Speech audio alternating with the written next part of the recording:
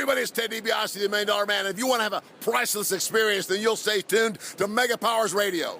And remember, everybody's got a price for the $1 Million Man. Shut up.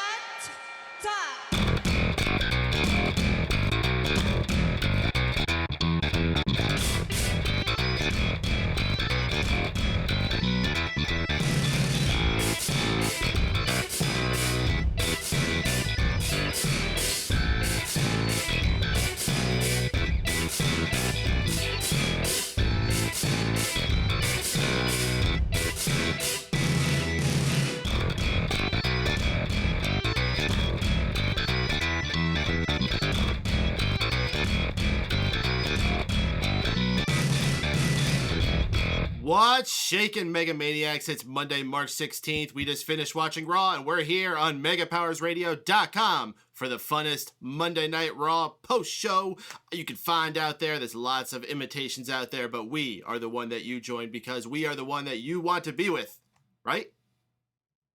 Yeah. Yeah, fuck yeah. All right. Yeah. Wrestling. Fuck everybody else. Yeah. Fuck all this other shit. I don't. Fuck the police. So, we are continuing the road to WrestleMania. We just finished the second last Raw to it, and we have been complaining very often that it just doesn't feel like it's exciting for WrestleMania, and I really don't want to just do the same old bitch and moaning. I want to do something a little bit different here. If we're going to at least complain about this show, I want to analyze the details of this. I want to explain why a lot of people are going on and saying this is the worst build to WrestleMania ever. And you know what? I think a lot of people are being a little overzealous with that. We got to remember this isn't done yet. There are a lot of times where they've crammed the major parts of the build into the last couple weeks before the show. So let's give them a little bit of the benefit of doubt with that. But in general, I agree. It's been rather a lame duck build. So I want to go Duck build. duck build, you know. Man, I've got to analyze stuff and give my opinion. Yeah. Well, you know, that's usually JD's when job. you're doing a duck build, it's best to use duct tape. Yeah. That was pretty amazing right there. All right, guys. So, if you out there have an opinion you want to give on what's going on in wrestling right now, specifically the events of Raw Night, but even just in general what's going on with this WrestleMania build, we want to hear what you got to say. This is the most interactive post-Raw experience, as we like to tout. Call in, get yourself heard via the phone or Skype line. We're going to open up those around 11:30, but if you want to dial and get yourself in, it's 760-512-7247 if you're using the phone, or just click on the Skype button at the top of the page if you want to. But if you're impatient, you want to already get your voice out there, we have the chat room scrolling already, and give shout outs to the people who got here early. 5 times combo, Bryan the Brain, good to see you early, man. Ferris 419, Chaotic, Wazili, and Silent Wind of Doom, good to have all of you here nice and early. Thanks for joining us as always, guys. Anyone else out there? I see we still have lots of guests. Let me give you the usual spiel. If you have not yet and you're just sitting as a guest, register with blogtalkradio.com. Get yourself a cool fancy nickname so I can give you a shout out during the show, and you can join the conversation scrolling there in the chat. And in the meantime, us panelists are going to get things started, introducing who we are, the voices you've already heard. My name is Mike Paden, station director here at Mega Powers Radio. With me tonight, the main man of the Drew Crew, Mr. Drew White. What's shaking, dude? What's shaking is that you look like Bob Saget again, and this is the greatest day of my life now. Yeah, And you should, well, you know I like to cosplay, so I'm actually cosplaying as Bob Saget. I'm just very good. don't go as Quellman anymore. Just go as Bob Saget. See how many people will just be like, hey, look, it's Bob Saget. Nah, this is me and Mikey P. It's a much better choice than Dave Coulier. I would go for John Stamos if anything, but I do agree I would go Bob Saget over Dave Coulier. Yes. Cooley B is so much better. Probably even over Jodie Sweetin. Poor Jodie Sweetin. What did Jody do to you? Oh, goodness. Also with us is the host of Wago Rants, Unanimous Decision MMA, Addicted to Anime, and often here on this show and Smack Talk, Mr. Steven Wago. What's shaking, dude? Not much, and to answer the chat, the reason I hate Lanny Poffo so much is because I hate people that leech off dead guys, especially when they're their fucking family. So should you be taking shots at Chavo Guerrero? Well, I hate everyone hates on Chavo, so it's not cool. I thought his name was the spirit of Eddie Guerrero. But yeah, fuck Chavo. Well, and the last person here with us is Mr. Tony Mango, president of Fanboys Anonymous and Smart Out Moment. I gave you that one shout out there. Mr. Tony, how you doing? Doing all right. How you been, man? I'm good, Mr. Mango. How you doing? Oh, Mr. Mango. How you do? Oh, Lordy, Mr. Mango. Oh, How you doing, Mr. hey, we Mango? got R-Truth on commentary here. Well, why not? He's on commentary every other fucking match, so. Yo, Truth, give me my belt back. Oh, best commentary moment of the night before I forget. Fucking Booker T goes, well, if you just let me tell you about Sting's mindset, right? And fucking Michael Cole just cuts him off and talks over him and signs the show off. I thought it was great. Well, one of my favorite commentary moments also came from Booker T, is when R-Truth was on commentary, and R-Truth was like, I learned how to do that in college. And Booker T calls him out, what college? Funny enough, one of my favorite commentary moments was Booker as well tonight, and it wasn't either of those. It was a different one. He, in the middle of the Divas match, he's just like, yeah, women typically hate each other, and both Cole and JBL are like, whoa, I didn't say it. So he's like, no, Charmel says this, and they're like, you're gonna throw Charmel under the bus? And he's like, oh, fuck. Like, and there was one point during, there was one point, I don't know if you guys caught it, where Booker did the, ha! He did the extended laugh. Drew. You know what's great about Booker over Jerry Lawler is when he's funny, at least it's generally funny because he's retarded. When Jerry, it was just embarrassing. Indeed. Drew, we all had our favorite Booker commentary moment of the night. What was yours? This should be a regular segment. Our favorite Booker commentary moment of the night. I think it's a good segment. You know, if commentary is good, at least it's worth mentioning. But no, I think Wago mentioned it already. But it was like at the end of the show, like Booker was like trying to like say something. And Michael Cole's like, "Anyways, look at this replay, guys! By God!" And it was awesome. And he turned into JR, apparently. Yeah, I missed that part. But, all right, well, skipping past the Booker T moment of the night, I usually like to start off by asking you guys what the number one thing you took away from the show was. Heading into WrestleMania, this is very important what our answers are, so let's hear what you guys got to say. Wago, let's start off with you. What's the number one thing you took away tonight? Outside of that, Roman Reigns' blue contacts are really freaky. I think the final segment closing Raw is how you're meant to close a Raw show. Very strong. I was happy with it. I kind of saw what was coming with how the Authority was all going to come out, but the fact that they had Sting finally show up on Raw, it helped out a lot. Drew, what about you? Essentially, I don't know how I feel right now. I'm very conflicted for the most part. And I don't know if it's just like a terrible build, because this is definitely worse than last year in the past couple years when it comes to build to Mania, but it was just an average draw, and I honestly don't know what I should say about it. It wasn't that I didn't pay attention, it was just I don't know what to say at this point. Tony, how about you? You got anything specific that stuck out to you after the show? Yeah, this is really kind of obscure and odd, and I'm sure that it's not going to really be that much of a talking point, but it's something that really did stick out to me. I'll mention, good and bads and stuff like that later on, but one thing that really stood out to me on this episode was it looks like everybody got a decent amount of sleep, and everybody looked like on point tonight. Like, they looked well rested. They looked like they had been in better shape than they've been in weeks. Like, Wade Barrett looked like a fucking beast. Yeah, his fucking abs. Yeah, Roman Reigns, you pointed out the contacts or whatever. I was talking to Caroline, and she's just like, oh my God, like swoon. Looking at the divas, and I'm like, oh my God, Paige looks amazing. AJ looks amazing. The Bella Twins look amazing. Like, she mentioned that Ryback looked like white poop. I don't really get that 100%, but still, like, almost everybody looked like really well rested tonight and happy and upbeat and energetic. And if they could keep that up week in and week out, they're amazing. I wouldn't expect them to, but sometimes that could be a huge difference maker in a show. And maybe that's why I like this episode. So, before we go into analyzing each individual point, I'm sorry, Tony. I mean, you're kind of right. There isn't much to talk about that, so that's why I'm not like really feeding off it too much. I do agree though. I'm actually glad you pointed that out, because I wouldn't have thought to say it, but you pretty much said all we're gonna say about that. So very well put into it though. And it's good. If that is the case, I guess I will follow it up. If that is the case, then good on them, because very often I think they tend to run these guys ragged before WrestleMania because they're always on the road so much trying to promote it. If they found a way to give them a few more extra days off before the big show, maybe like not full days off, but send them down to Florida to enjoy like the day on the beach and maybe a little bit of time down at the performance center. That'd be perfect if that's what they're doing. Yeah, I don't know what the scenario is. It's different this time than the past couple of weeks, but hey, maybe it's just a matter of not having to do as many local radio shows and shit like that, or maybe they're not running as many house shows. I don't know, but whatever it is, they've made them look great. So maybe it was just an awesome flight that they took, and they all got like a good night's sleep. I don't know. You say they're not going out promoting things so much, and I'm wondering if that is the case because their model has changed, and they're not focused as much on selling pay-per-views. They sell the network, and a lot of those network subscribers are already there. I think Wago brought up the point last week that if they have 1 million subscribers, don't they technically already have 1 million buys set for WrestleMania? And it's kind of murky how you want to interpret that, but you can make an argument for that.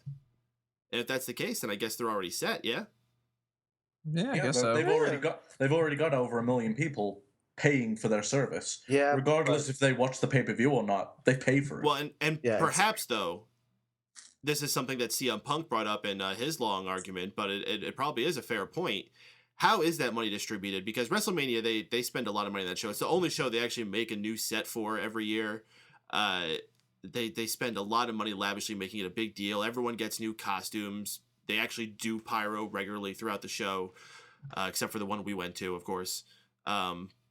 What do they get from those network numbers? Because that's got to be a cut to how much income they get. Yeah, it's 1 million buys, but it's 1 million buys at a much, much lower rate.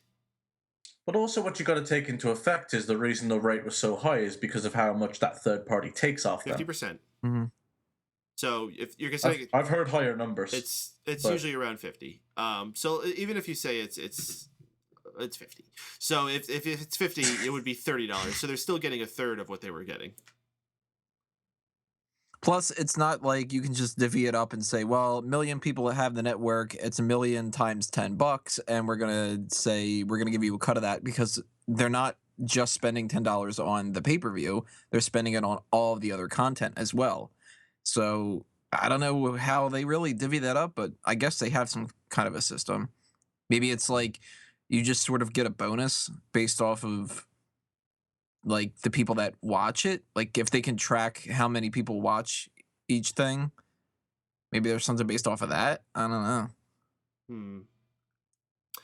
Well, stock options. I'm not getting into that crap. Let's move on to the thing I wanted to get into here, which is before we analyze each individual segment that happened on the show, I want to talk about the overarching build to WrestleMania, because that's something we touched on a little bit through our things we took away. Is this the worst build to a WrestleMania of all time? Because I think that's a bit dramatic. It's really dramatic. Even I, who has watched wrestling the least amount, probably out of everyone. If I recall directly, watching the show, that triple threat that had DX and Chris Benoit, didn't that have like Hornswoggle involved and shit? I don't think so. I don't think Hornswoggle was around then. Yeah, I don't think Hornswoggle was around, or if he wasn't that big of a deal. I actually looked the build to that feud. Like 2006, 2007. Whenever Finlay came in. There was like, hey, an Irishman, needs a fucking leprechaun.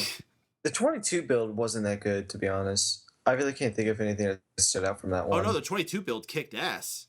That was kind of like Triple H when he was finally starting to like come off as the old man, and John Cena was the young gun coming in, and Triple H was like, "No way, I'm still the King of Kings. This is my." Oh, okay. And that was when Triple H came out as freaking Conan the Barbarian the first time. Okay, I was thinking of a complete. I don't even know what video I was thinking of then. Yeah. All right, so I just looked it up. Hornswoggle did come in 2006. Mm-hmm. That was where he debuted as Little Bastard. And funny enough, this is a side note, his first name back in 2004 when he started wrestling was the world's sexiest midget short stack. Wow. Dude, that is and awesome. Short stack is spelled with, instead of an S to start it off, it's a fucking dollar sign. Oh, you know what? Him and fucking Val Venus would have been perfect together. Okay, Brian the Brain saying Mania 1 sucked. I'm sorry, I don't know shit about that. Yeah. Oh, he's probably, 1997 had a pretty good build. Oh, WrestleMania 13 had a fucking terrible build to a terrible match. That was just disgusting, gross. Yeah, I meant 1999. What was 99? What about the 23 build? 23. That was just like a plain like we're two like top stars and we're gonna fight. They didn't really have anything too personal in there. Yeah, they won the tag titles, which was weird because they didn't even like address that at all during the match. WWE did that, was going through a weird phase where they would just randomly put two stars together and give them a tag team title as a way to do stuff with the feud. But for the 99 Mania, that was 15, I believe. Oh, that was Rock and Austin. That kicked ass. First one. That was 23 when Rock had was some good stuff. That was when Rock was the corporate champ. That was fucking awesome. Yeah, and then you had that fucking awkward Undertaker Big Boss Man feud. Yeah. What'd you say, Tony? I'm sorry. 23 had some decent build stuff when it came to like the promos and the video. Oh, that was like Donald Trump and that was Vince the Battle of McMahon, the Billionaires. That fucking kicked ass. Yeah, that was well, even like the all grown up promos, they were good. Oh, and yeah. I think that's the one that did what's the name of that song? I just had it in my head and I just lost it. Ladies and gentlemen. Ladies and gentlemen, yeah, that's probably the best WrestleMania song ever. Mm-hmm. Other than, what? WrestleMania. I don't know if anyone mentioned it, but WrestleMania 24 had some awesome feuds. You had The Undertaker, Edge, Mayweather versus Big Show, which turned out to be one of the best feuds and matches they had on the show. Was 24 the Flair retirement? Yeah. Yep. Yeah, it was. Like, there was a lot of stuff on there. Then I think they had a triple threat between Triple H, Orton, and Cena.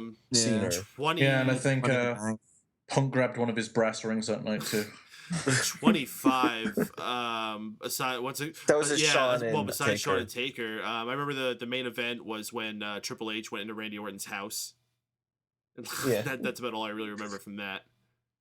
Yeah, and Orton kissed Stephanie. Oh yeah, then he after he gave her that DDT. Oh yeah, that was pretty cool actually. That was well done. Yeah, it's a shame that the match wasn't good. You know what else 23 had that we didn't mention was the Edge Mick Foley. Awesome match, and the whole build to that thing was was great good. too. Yeah, I mean, when people say that this is the worst build to WrestleMania ever, they say that every Okay, well, year. we're talking about good ones. What were some bad ones, if we can remember them? Well, you already mentioned WrestleMania 13. Yeah.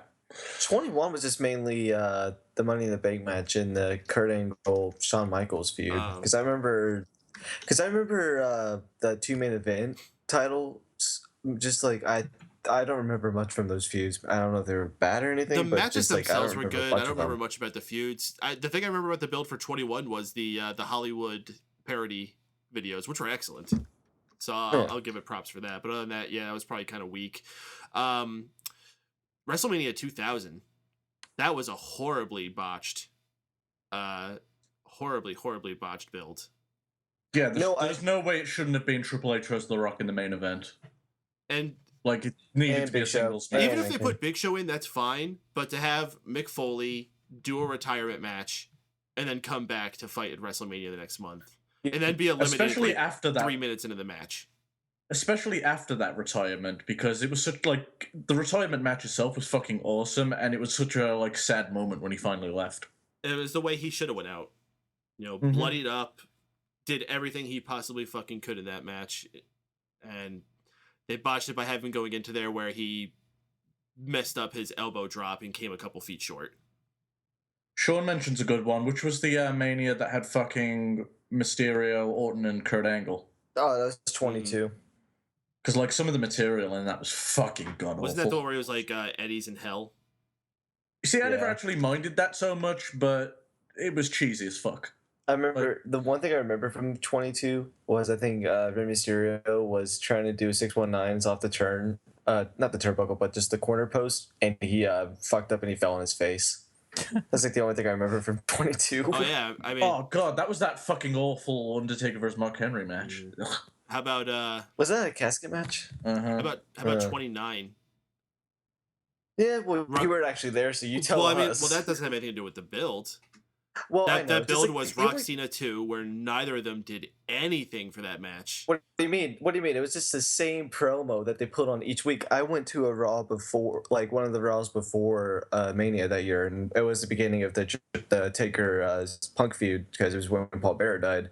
And other than that, I don't recall a single thing. And Cena and Rock weren't there. They just showed promos of them, and that really pissed me off that they didn't show up to that because that was actually one of the few things I looked forward to when I went to that show. I'd actually give the worst build to 29 if you think about it. Cena versus Rock, nothing there. Triple H versus Brock Lesnar, we was already sick of that feud when it started. Shield had a meaningless 6-man tag with 3 random fucking stars. And the whole point of that match ended up being another fucking Big Show turn.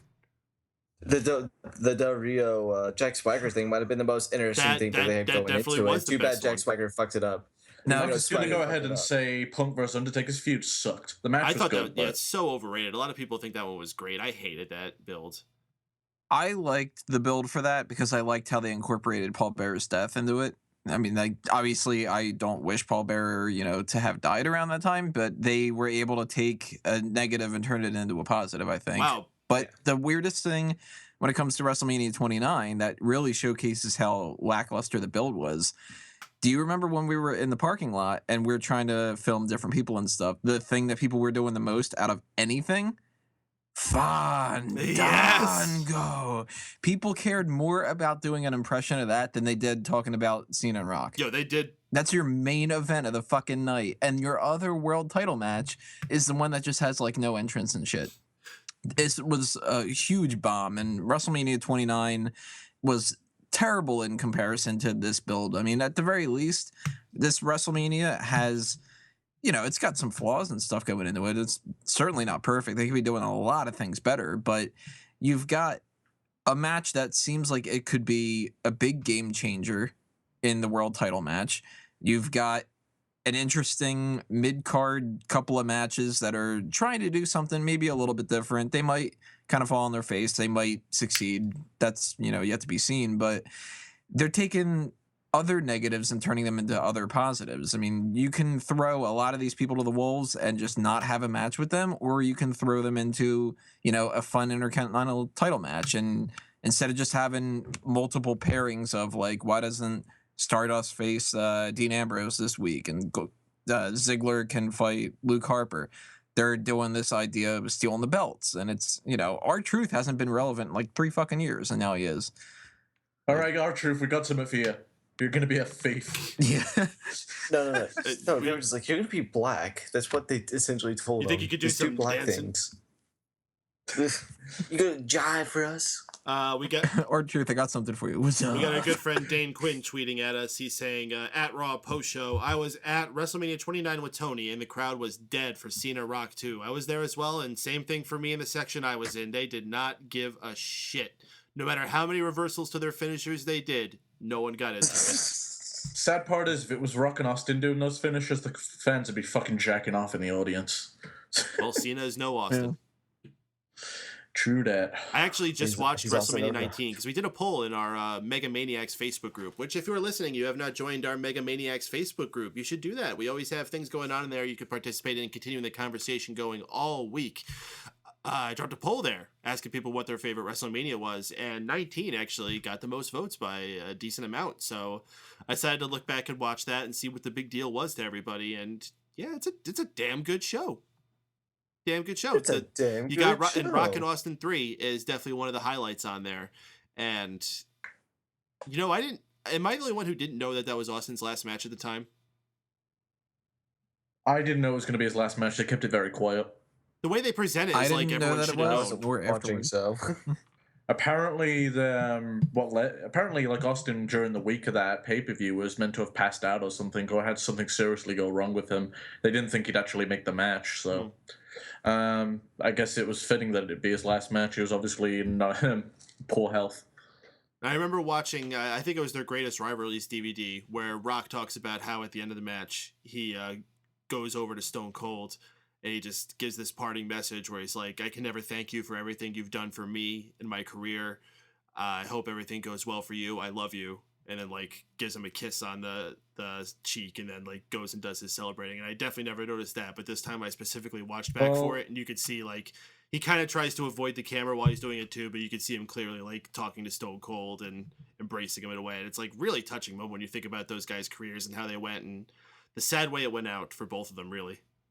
Funny story he about actually that. whispered something else to him. He went, "Promise me you don't have any more matches unless it's against Alex Riley." And then he said, "Hail Hydra."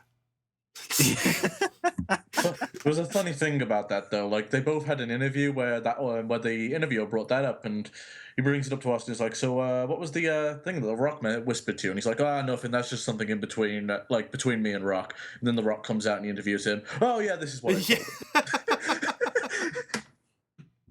It's actually just a recipe. Can I mention something about that Facebook poll you posted, Yeah, Paden? good. If you like, a lot of people tend to complain that the most recent WrestleMania is essentially everyone since 20. At least a lot of smart fans will say that they haven't been as good.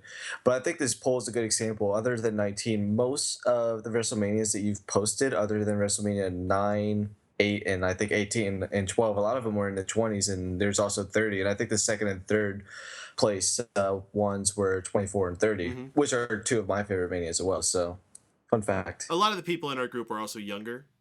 Yeah, that I didn't take that into consideration. I think Bryan I think most of the and people, Ferris are two of the. Yeah, I think we had a number of people who said 24 was the first one they ever watched, and for me to think that is like, holy shit. I think 20 was the first one I watched. 24 is my favorite to go back and watch, mainly because everything on that show was actually really good for once in a blue moon. I mean, it's amazing. I'm a wrestling fan. I think my first Mania was 13. I got you beat by 1. Mine was 12. Mine was 12 too, and I remember that old box set where it went all the way up to 12, and it was just like you could get all 12 WrestleManias, and you're like, oh, I could never watch this much. I never bought a box set because my friend brought 120, and then they're like, here's one with 21. God damn it! Yeah, everyone in the chat room, put what your first WrestleMania was. Brian the Brain, I guess Brian the Brain's got us all beat. I guess he's been there since number 1. So wait, Brian, what is your favorite Mania? Yeah, that's a good question, Brian. You're the authority of seeing every single WrestleMania as it's unfolded. You know all the builds. What do you think was the best build for WrestleMania, and what do you think was the best WrestleMania of all time? So drop. He said Starrcade 1997. You beat me to that joke. I was gonna say if you say Starrcade, it doesn't count. In the meantime, while chat room's getting those in there, we're gonna go ahead and take our first caller. Taking them on a few minutes late. We apologize, guys, but let's get you in here. Our first caller is phoning in from the 540. Never know who it's gonna be. Actually, they're pretty consistent. It's our good friend Jeff.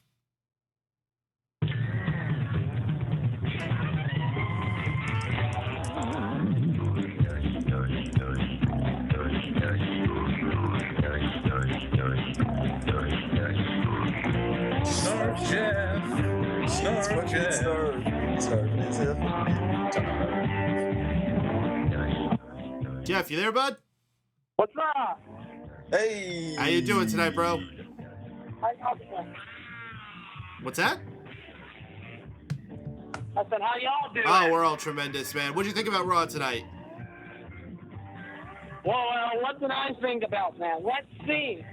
Well, you might as well have to call me Psychic John because I knew something big was going to happen at the Psychic Jeff because something was happened at the main event. You might as well call me a psychic now. Well, I'm not going to call you John. That's a stupid name. Yeah, you're definitely a psycho. So what happened? What are you thinking about this build so far, Jeff? Because that's what we've been spending more time talking about than specifically things about Raw. Like this build to WrestleMania has been a controversial thing with people. Where are you sitting on it? Are you excited for WrestleMania? What's sticking out to you with it? I am very excited for WrestleMania because we got Sting versus Triple H. We have The Undertaker versus Bray Wyatt. And we got Roman Reigns versus Brock Lesnar. That's something I'm going to get to here in a minute. But for now, I want to talk about Sting versus Triple H. Okay. I mean, here we go with Monday Night Raw. We kicked off the show with the authorities. Seth Rollins, the little bitch boy, as JD likes to mention. JD says, and Big Show and Kane and Noble and Mercury, they were like, "Oh, Seth, we're sorry, we left you behind." And then they kiss, make up.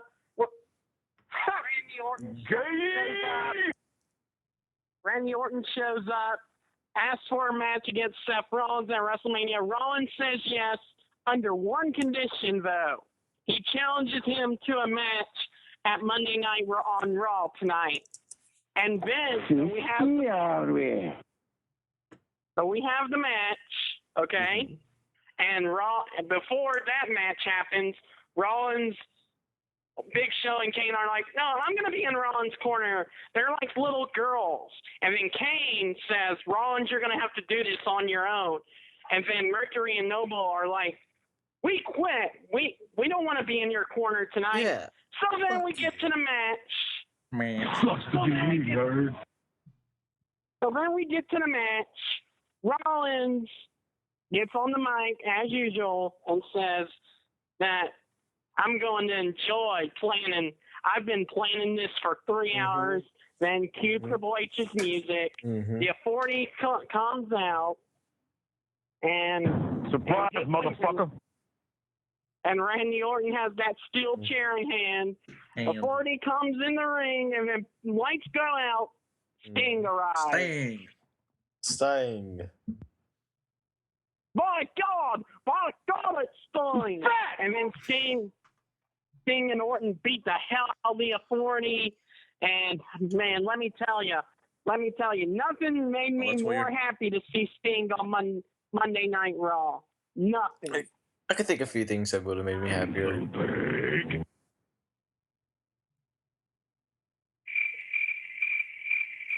Nothing made me more excited to see Sting here on Monday Night Raw. Indeed. So, what is this the match you're most excited for WrestleMania? Is Triple H and Sting? That's the match I'm definitely most looking forward to this match because it's been a long time. I didn't think we would see this match, but I'm glad I'm going to get to see it on the WWE Network. Indeed. So what match are you least excited for? What match have they done the worst job of getting you into for WrestleMania? I think the worst job is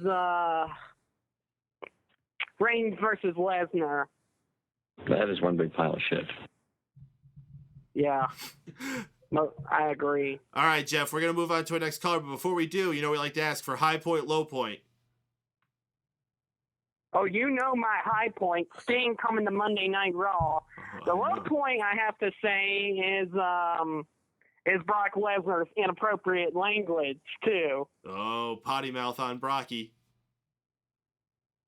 Yes, of course. All right, guys. Well, have a good night, and I'll talk to you later. Indeed. You have a good night, man. We'll talk to you next week. Hang on. He calls into this fucking show and he hates swearing? What the fuck's wrong with him? Yeah, fuck. I don't think he ever curses. JD does. JD's got the potty mouth. Well, to be fair, there are a lot of butt boys out there. There are a lot of butt boys and a lot of people sucking Seth Rollins off. Yep. All right, so let me go ahead. We should just go ahead and bring on our next caller here. Actually, we got a tweet here. Let me see what this guy is saying to us. I don't know how Triple H vs. Sting is 14 years in the making. You guys agree with that? That's how they're really touting this match. Do you see this match as 14 years in the making? No, because I have never once gone, man, you know what WCW wrestler would be cool to come to WWE? Sting. And you know who we should face? One of the greats, Triple H. No. The guys you wanted to see him face were either The Undertaker or Steve Austin or The Rock. I would throw Shawn Michaels in there.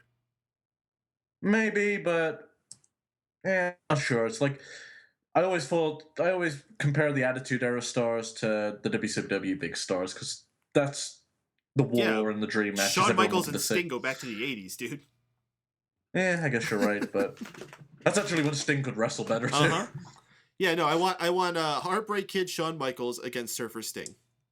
That's what I want to see. Okay, against like Crow Sting, I don't think I'd enjoy the build for that. See, and then you can just pair them up, and since Triple H used to be partnered up with Shawn Michaels and Ultimate Warrior used to be paired up with Sting, you can just have that WrestleMania match where Triple H gets his ass kicked by Ultimate Warrior again. All works out. All right, well, let's go ahead and bring our next caller from the 646. I believe this is our friend Aisha. Aisha, is that you there? Yeah, it's me, guys. What's up? We're all doing absolutely tremendous. How are you doing, Aisha? Oh, I am doing good. That's fantastic. Yeah, just you've heard us talking all night about Raw and the build to WrestleMania. What's on your mind after hearing us rant about all that? Oh, man, this build is terrible. Oh, God. Yeah, I mean, is it me? It's not. I don't want to say it's gonna be bad as WrestleMania 27, but like to me, like WrestleMania 31 is just like WrestleMania 20 to me because there's everybody getting on the freaking card. So it's just this is disappointing. The main event is a flop. We got the Steiner match for no apparent reason. The Andre Battle Royals, whatever. We got a Pointless Divas match. Sting and Triple H should not be fighting. Bray Wyatt Undertaker should not happen because this should happen last year. What else we got on the second card? Man, I don't know. This is a bad build up. It is. You bring up a good one, by the way. We were thinking of bad builds. 27 was not all that great. I do like the Ascension of the Miz, but the problem was that the build focused too much on John Cena and The Rock. And not enough on Alex Riley's bedazzled jacket. Yeah, like, you know what I feel? I feel like this WrestleMania is building up to WrestleMania 32. Like, have you noticed, like, every even WrestleMania is, like, better than the odds?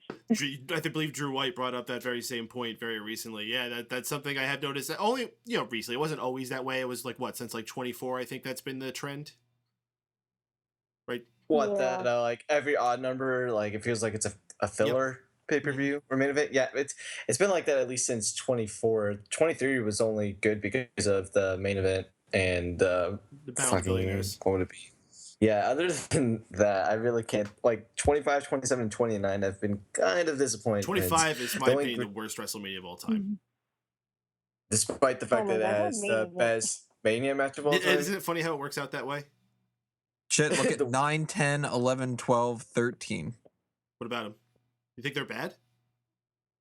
No, the even and odd thing. Oh. 9, not a great WrestleMania. 10, great matches on that card. I think 9 is overhated. 11 is... 12, you got the Iron Man match. 13, we were just running that down earlier. 14 is actually not a bad one at all, I think. What was 14? 14 was... what's his name? Austin and Michaels. Oh, yes. Kane and Undertaker. Oh, the undercard of that fucking sucked, though. You know what? Looking at 25, there's no reason this card should have sucked. Oh, but it did. It did. Like, it should have been good. I got 2 words for you, my friend. Kid Rock. Yeah. Yeah, that's true. I'm sorry. Like, even the... Like, Jericho vs. the Legends was even good on that. I don't know why that card stunk up so much. Another point you had brought up was the Andre the Giant Battle Royal. It's okay, you said, and in my opinion, I think the Andre the Giant Battle Royal has the second most mystique going in it. The first one being the ladder match. How sad is that? Yeah. These 2 like filler cards where you're just filling up with mid carders are more interesting and have more mystique going around them than your 3 main event feuds. Yeah, I like how they're putting more effort on the mid cards where your marketable matches you should put more effort on, but hey, it's WWE. It's like they always fuck up every time, so. What if there's anything you have to say is your most exciting match they got for you going into WrestleMania, what would it be? Oh God. I guess the ladder match because I already know it's just gonna be a spot fest, and I like spot fest matches. But are you liking the whole like let's steal each other's title thing? Is that doing it for you? Because I think it's kind of awkward. Like, what are they really getting out of this of just taking the title and walking around with it? Yeah, this feels like when they did like that hardcore title back in the Attitude Era thing. It just feels just like this, but modern. It's silly.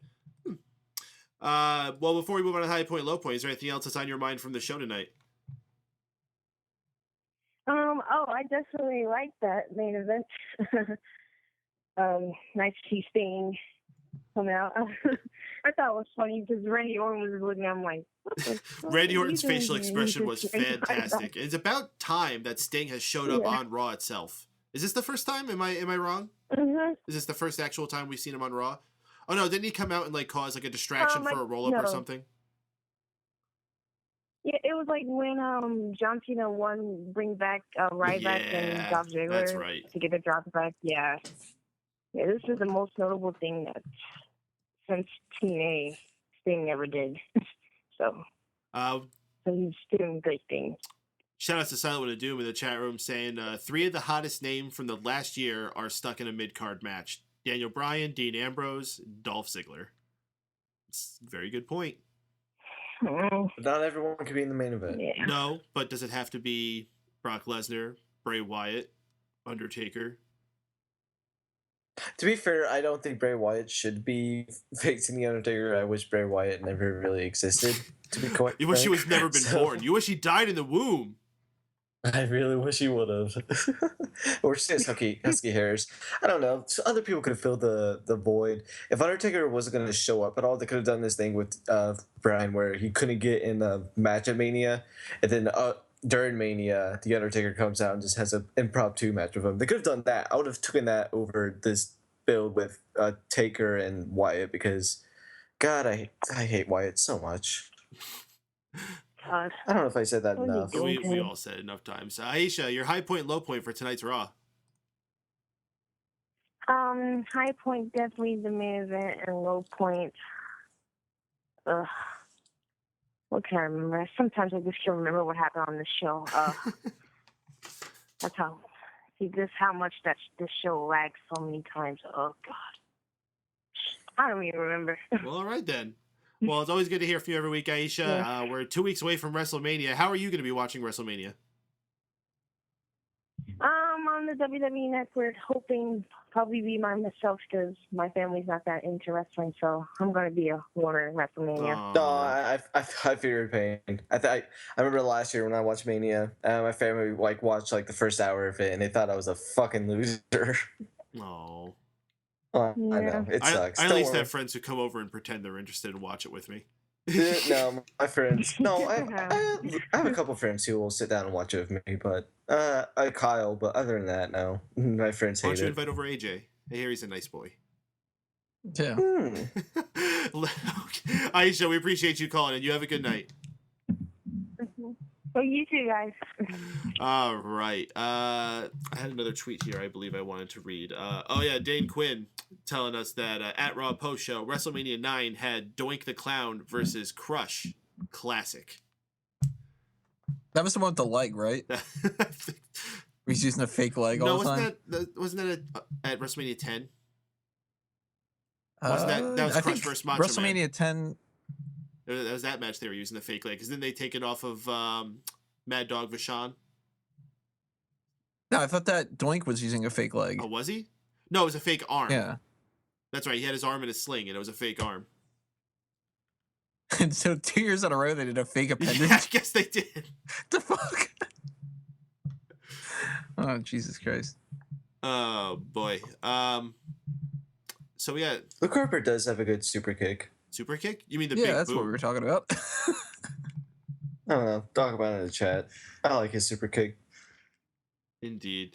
All right, so we got another call on the line. I'm gonna ask if they hold on for just 1 second. I want to start our actual Raw review, and I want to do the first segment. I want to actually touch on every segment of the show, even if it's just quick going through it. But I want to bring up each thing because we haven't done that in a while. Our opening segment is a promo. Big surprise. Ooh. Seth Rollins is in the ring. He has Big Show, Kane, J&J Security tagged along with him. He does some good local heat building things, telling the crowd they don't know what betrayal is because you have to be somebody to know what that is, and they'll never be somebody unlike him because he's the only person who ever made it out of Iowa. Believe that's his hometown, so typically you're going to get cheered in your hometown. You really got to work extra hard to get them to boo you. So credits to Seth for being able to pull that off. No, not very many people can do that. I mean, you go to Chicago, Punk is always going to get cheered in, I believe, in Cleveland area at least. And forget if Flair is in Ziggler's the gonna get cheered. Carolinas. Yeah, but just you're a good heel even in your hometown, where most likely you're gonna get cheered. If you get booed, that's when you've been doing a good job as a heel. Well, there's a video of online where Seth teased that he was gonna take the Russian flag and do something to it, and then he just started waving it. He's fucking a good heel even on the road. So I forget who time there was. I forget who. I guarantee you, once we get to it, there was a heel who always gets booed, but he got cheered really fucking loud, and it's surprised the shit out of me. I forget who it is off the top of my head. I don't think I got that note, but maybe you'll be reminded of it as we're going through. After Seth does his shtick, he is followed up by everyone else who's there sucking him off, which is probably where he gets the nickname. Every single one of them just praising everything about him and talking about what a bad guy Randy is for turning his back on him. My favorite part of it Joey is, Mercury. oh yeah, Joey Mercury was speechless. He couldn't even. He was a loss of words, which they've done this twice now, where he wasn't able to speak at all. So it's kind of like becoming his running gimmick. Jamie Noble, when he spoke, though, everybody knows that I am the secret weapon of the Authority. Fucking Jamie Noble has been some of the best parts of this whole Authority angle. I think he has a weird fucking accent. Yeah, he's got that hick accent. It's great. And I love when he said no offense later on in the show. He's like, no offense. I actually have it typed out as OFFAAAAYNS. No offense. Couple other notes I had. Seth Rollins doing this whole no sleeves thing. I don't know if I'm really feeling it. Like, he's toned and he's really in shape and all, but it's not like he has like bulging biceps where he needs to rip the sleeves off his shirts. Yeah, he needs to Shawn Michaels.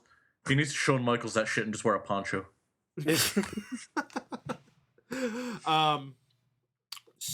Randy Orton comes out eventually, saying that if they have their match at WrestleMania, they have to have a match that night. And Rollins is like, well, what are you going to do when I have all these people at my side and you're going to be screwed or whatever? That's the way they set up their match for later in the night. That was our beginning segment. The main reason I wanted to go into this is I pulled up this fun fact, and I credits to Wrestling Facts on Twitter.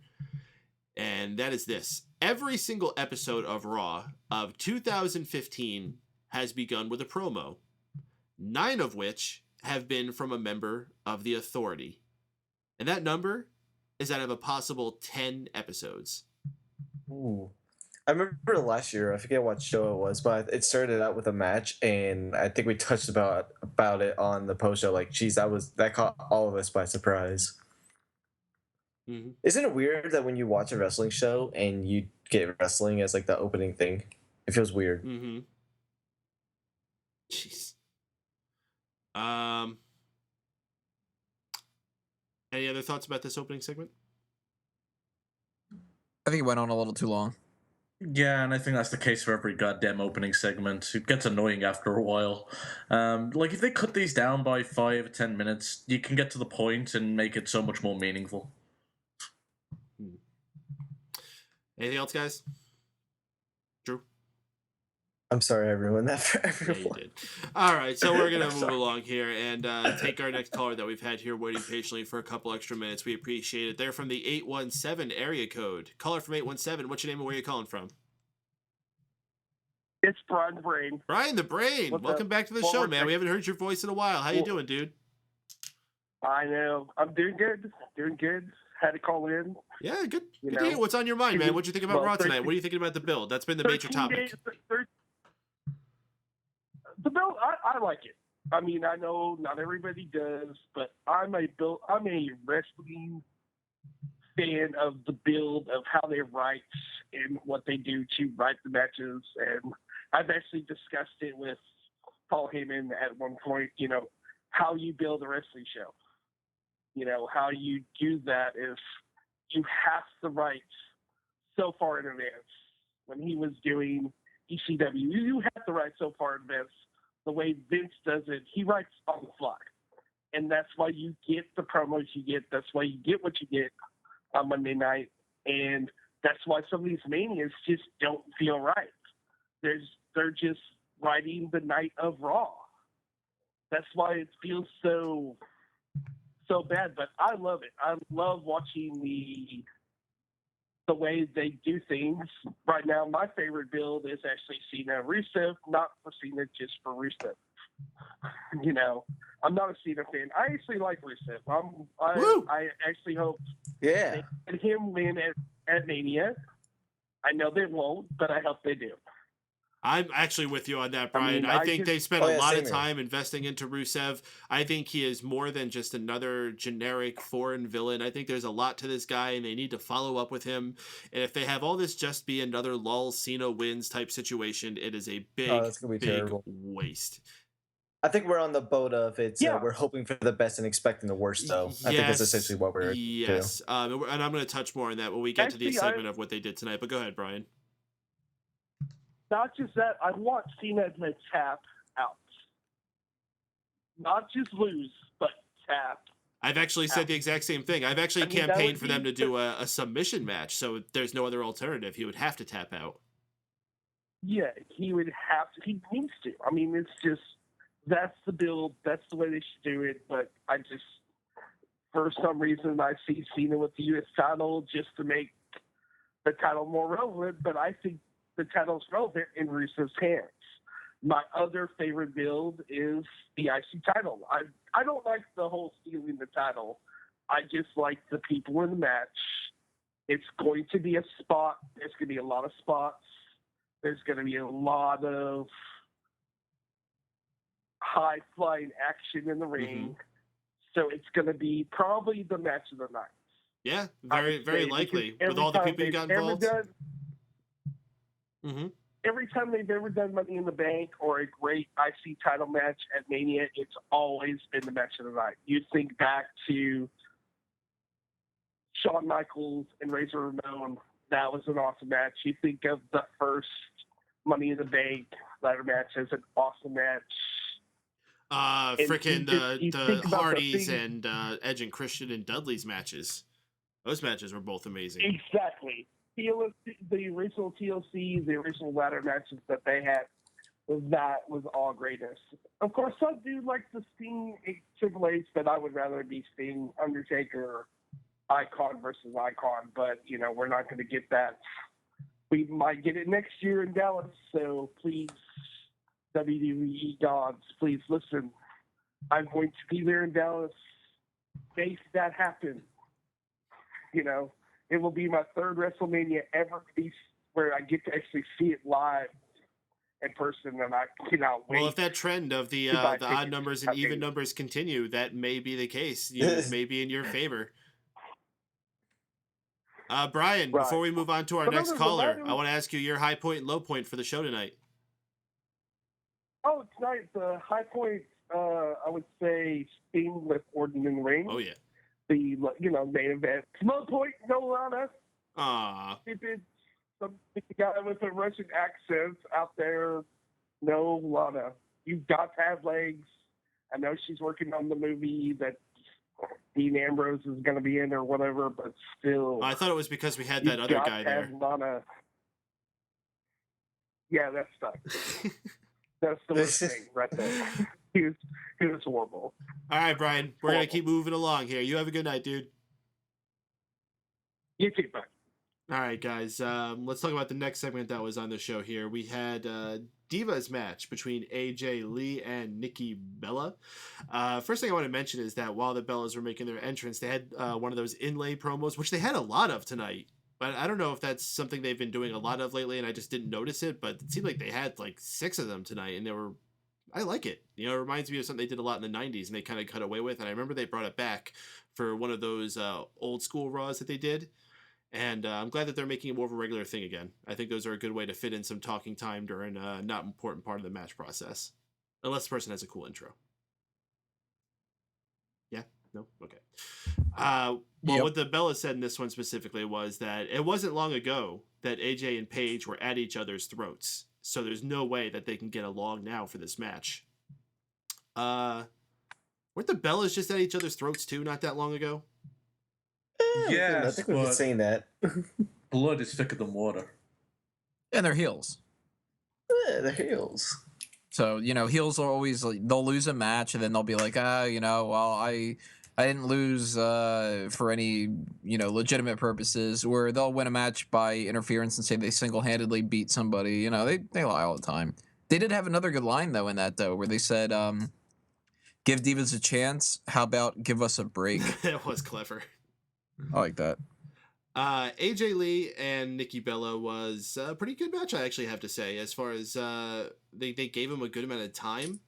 They went all the way through a commercial break. I can't recall how many times they let the Divas match go through the commercial break. So not only did we see a lot of time on TV, they were still going for another 3 minutes that we didn't see on TV.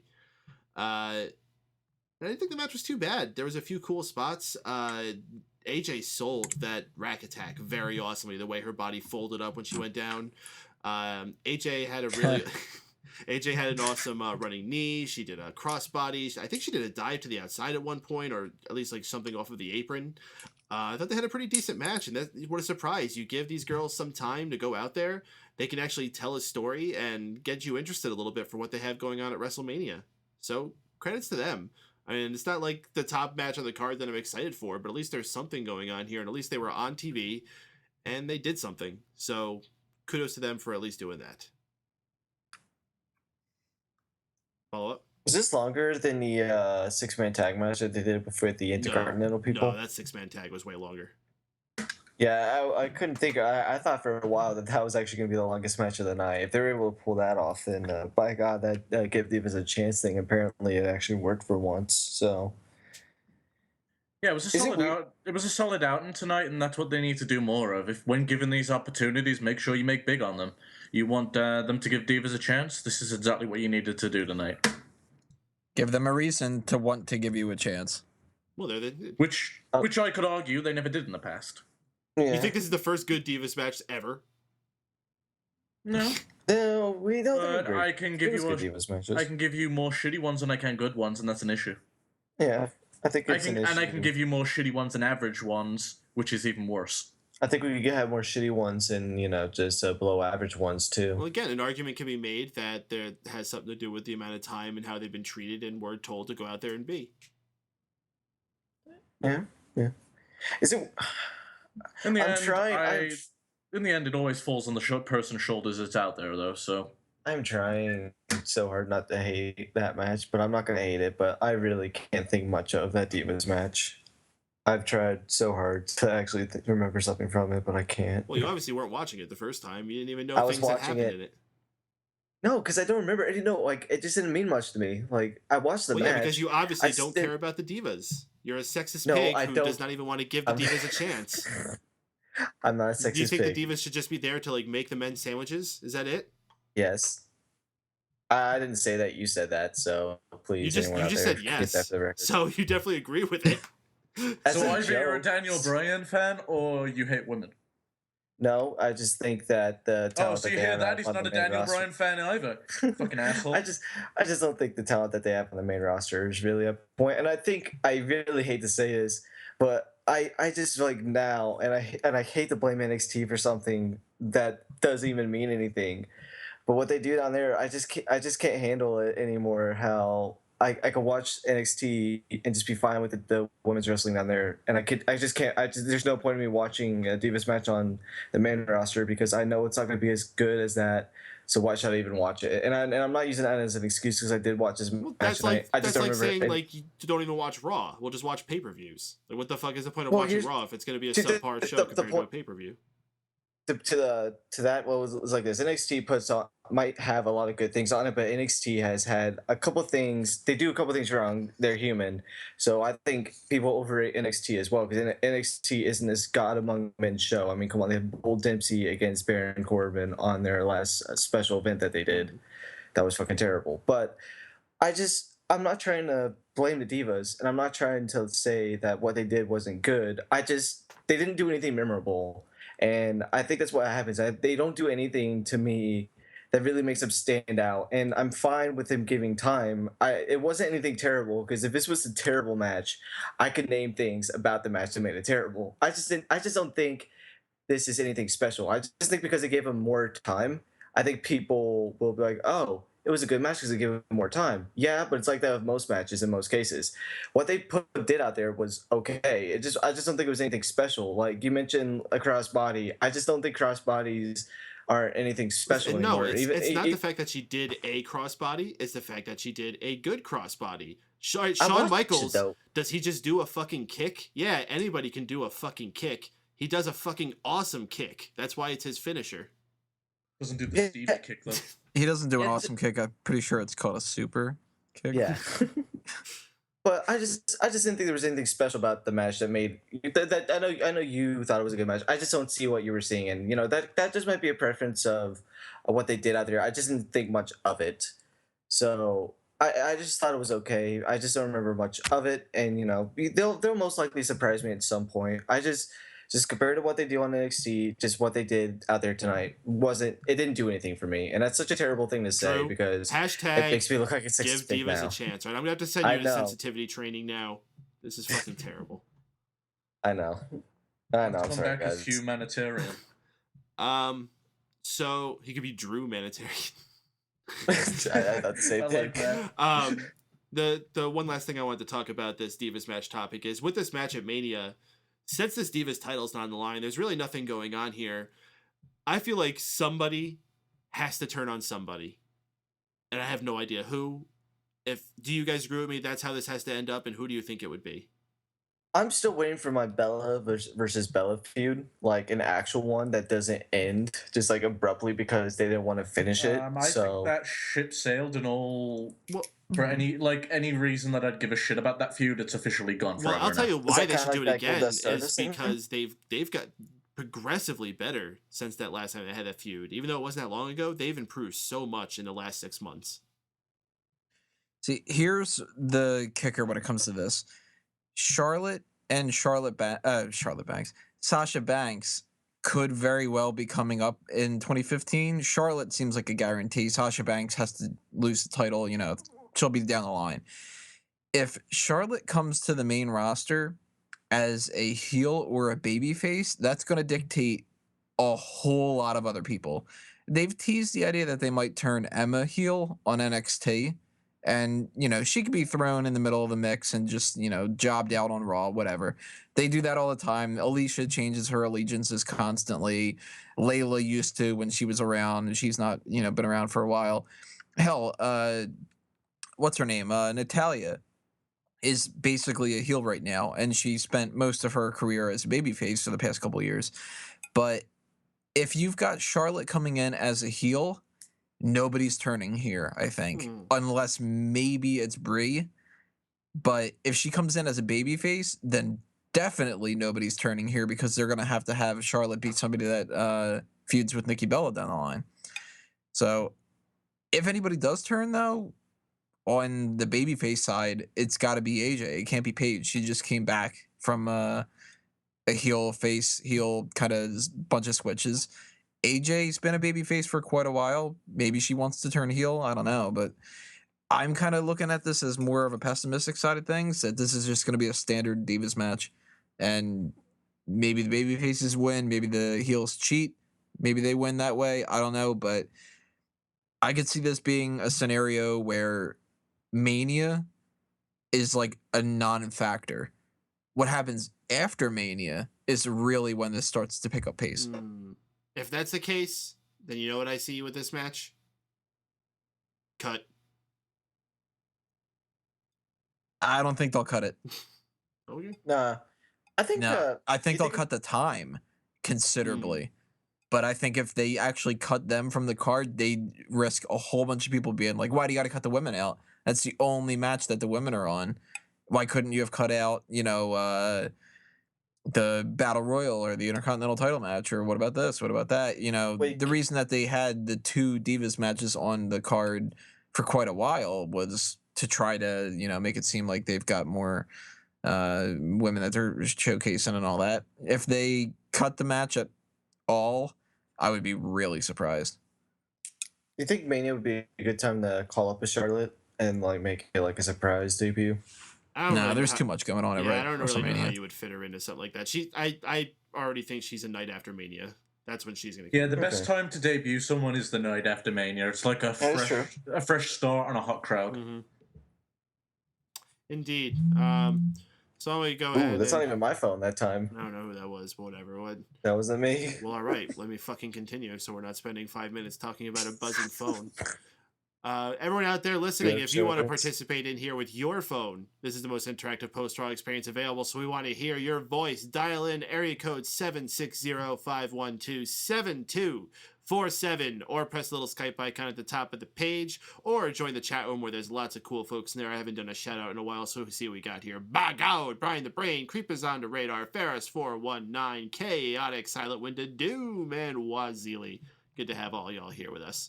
Let's go ahead and bring on another caller here. They're calling in from, it says live. I think this might be our good friend Shaun. Let's see if we can get him in here. Shaun, is that you with us?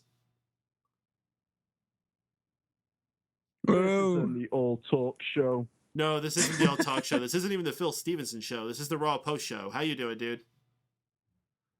I am doing well. Amigo. So, How are you? we're all this, man. So I know you're probably just going to join us here for the rest of the show, but before we move on with anything else, I want to give you a little bit of time to just catch up. What's on your mind with this show tonight? All right, good input. It was raw. Yes, it was raw. It doesn't feel like WrestleMania season to me. Nope. It doesn't really feel like WrestleMania season to me. If anything, it feels like more like, I don't know, fucking Survivor Series season. That's how they're building it to me. I just don't give a shit. The only match I give a shit about is the ladder match. And that's because they're only hot potato in the title at the moment. That's the only reason why I care. If they weren't doing this whole gimmick with the title, I wouldn't give a shit. But, it is what it is. Indeed. All right. Well, what I think we're going to do is Shaun's going to remain on us either, but we're going to go ahead and bring on the other caller we got waiting patiently here on the line. It's our good friend from 412. You know who that is.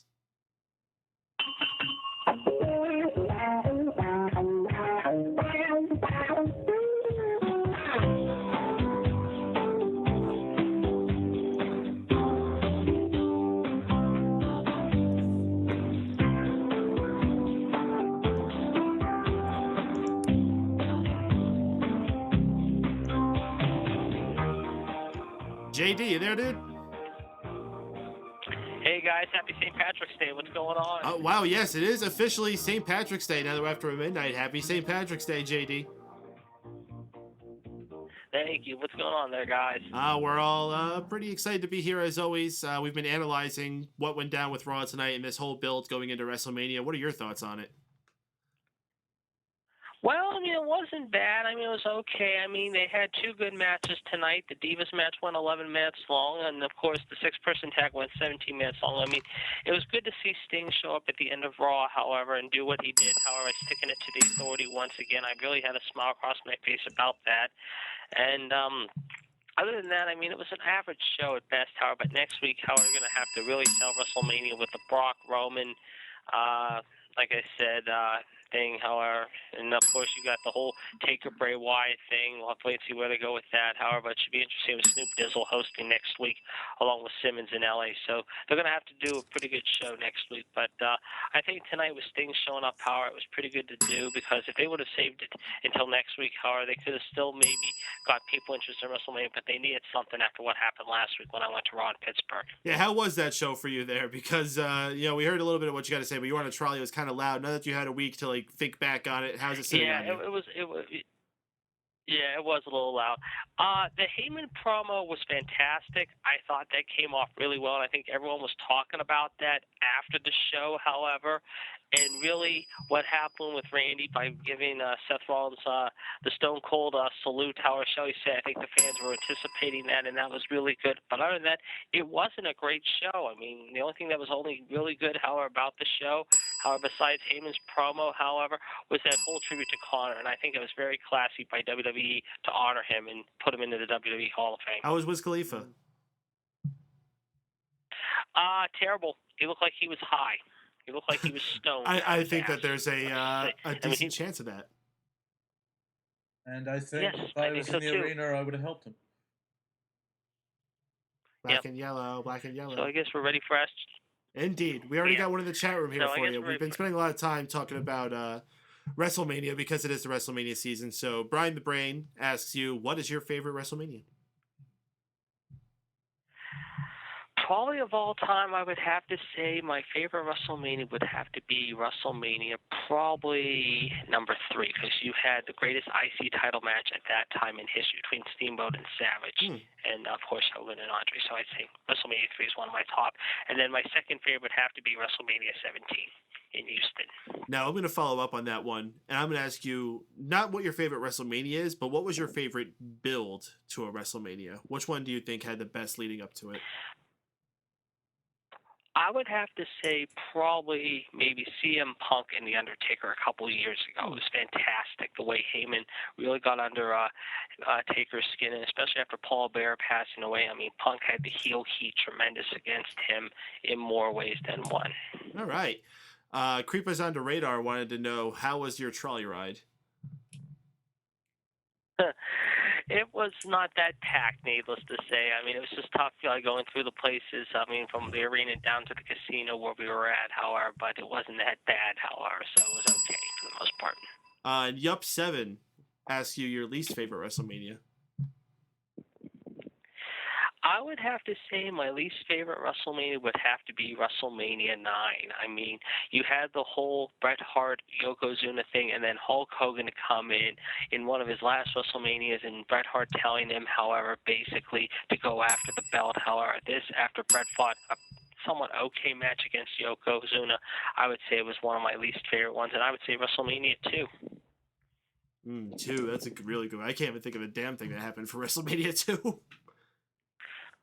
Well, it was Hogan and King Kong Bundy in a steel cage, you remember? And that was when Andre won in Chicago, the Battle Royal, and that was also when the Bulldogs had Ozzy Osbourne take on Greg the Hammer and Brutus the Barber Beefcake. Silent Wind of Doom, your good friend Silent Wind of Doom, asks JD, how do you think you would fare if you were standing in the path of a running Tensai? If I was standing, I would probably be bulldozed first, however, and if he was standing, going after him next, however, he would probably knock Silent Wind of Doom and flip him end over end, basically. He would probably run me over like a bull, but he would probably basically have Silent Wind of Doom go a major flip in the air and land on his back. All right, one last one from the chat here, and then we'll give the host a chance. Chaotic asks, who is your pick for the IC title? I'll tell you, I like Dolph Ziggler. I mean, he is my pick to win it all. I think he has to get the belt, and I think this match is going to steal the show at WrestleMania without question. Oh, by God. Okay, I got to take one more here. By God, asks JD, can you show us on the doll where Bill DeMott touched you? Why don't you show us, however, because you're the one who probably brought it up in the first place, however. He was the one who touched you. Oh, you threw it back there. All right, Tony, you got anything for SJD? Let's see. I got some cookies next to me right now, and people usually go back and forth between what's the best one, Oreos or Chips Ahoy. What do you think? Digestives. Oreos, mint chocolate. Specific. All right. Wago, SJD. You like shit biscuits? Can we get a moo cow for that remark? That's time. That was a dumb There you go. There we go. Wasn't that horse movie with Tobey Maguire, Shit Biscuit? That sounds like a great one. He was just him asking me that question was just like what Nick Nolte said in Blue Chips. That was a stupid question. Think of a better question next time. All right. Well, I think that's all we got for tonight. So. Shoot! I don't get that's a question. Oh, okay, Drew. Go ahead. What is your favorite Scooby-Doo You gotta have movie? a good one this week. What's that? What's your favorite Scooby-Doo movie? At least one of their specials that they do. I haven't seen the new WWE one, however, and I haven't seen any of them. I think that deserves another moo cow remark, however. There's two tonight that are getting the moo cow. What the fuck? Why does that get a moo cow? That gets a moo cow because I don't watch Scooby-Doo. Yeah, Drew, what the fuck? Don't you know he doesn't watch Scooby-Doo? With WrestleMania. No. Drew, WrestleMania's 12 days away. Next The week, real we gotta think JD of... watches Scooby-Doo. He said it The on real a past episode. the real JD does not watch the real Scooby-Doo. The fake JD probably watches the real Scooby-Doo. I'm glad we haven't heard from that little piece of... The real Scooby-Doo and the fake one is probably by the fake one because the real JD does not watch the real Scooby-Doo at all. He does not watch Scooby-Doo as his cartoon. He watches Bugs Bunny and Looney Tunes, yes, but he doesn't watch Scooby-Doo. I lied. Got a question. Oh, okay. Go ahead, Sean. My mum is out of town for like 3 weeks, right? I was thinking about dyeing my hair pink. What color should I dye my pubes? Another moo cow remark, please. Yeah. I mean, come on. You're not even going to give the guy a color? Come on. we're coming up with the most ridiculous questions All right. tonight. I mean, those 3 questions alone deserve the moo cow. But next week, guys, with the predictions, I'm gonna have some good predictions. For you guys I got next one more here from the chat room. Silent When the Doom asks, where do you buy your T-shirts from? From We stumped JD. So what to do? tell my mom from his mom. She was selling them on the corner, and they were 50% off. They were his kind. Oh, Silent When the Doom asks, why doesn't JD answer the important questions? I thought it was Ask JD Anything. Yeah. Yeah, you punk ass bitch.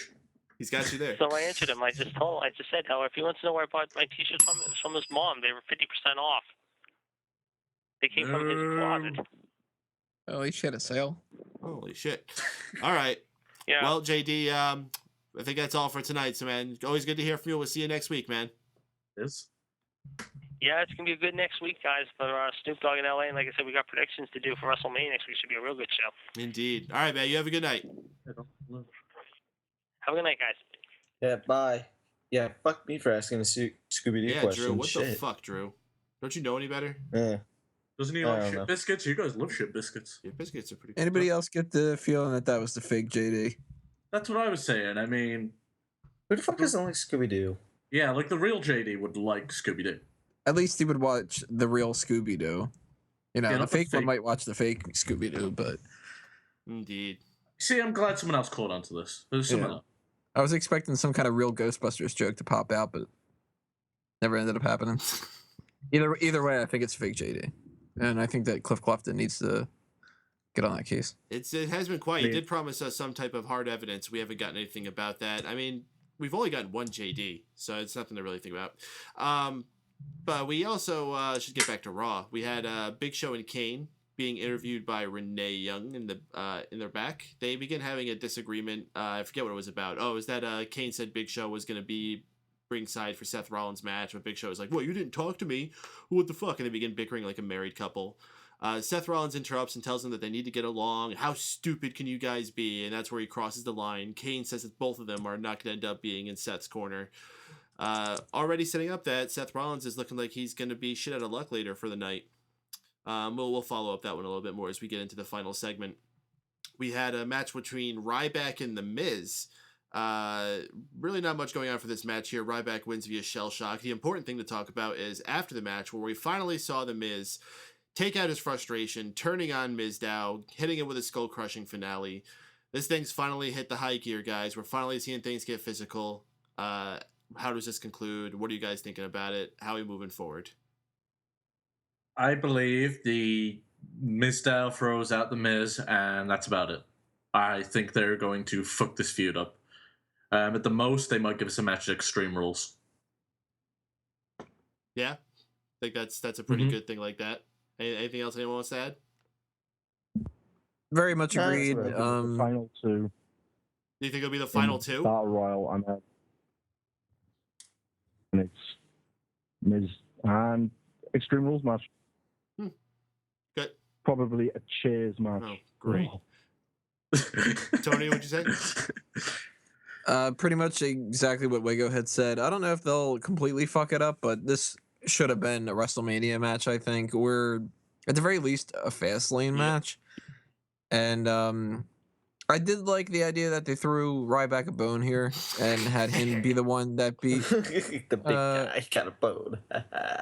have him beat the Miz. You know, it makes Miz not look that bad. I mean, Ryback's a big guy, and he's the big guy. You know, technically, Ryback's been losing way too many matches and stuff, so it's good to see him win a match. And these two are both in the Battle Royal, so two more people that maybe something will come out at the match itself. Probably not, but I don't know if these two for Miz and Mizdow are going to be the final two, but obviously Miz has to be eliminated by Mizdow. I mean, that's a guarantee. If they don't do that, then they're idiots. But the only other way that I'm okay with it is if he throws if Mizdow out and then say Mizdow distracts him and Sheamus boots him over the top rope.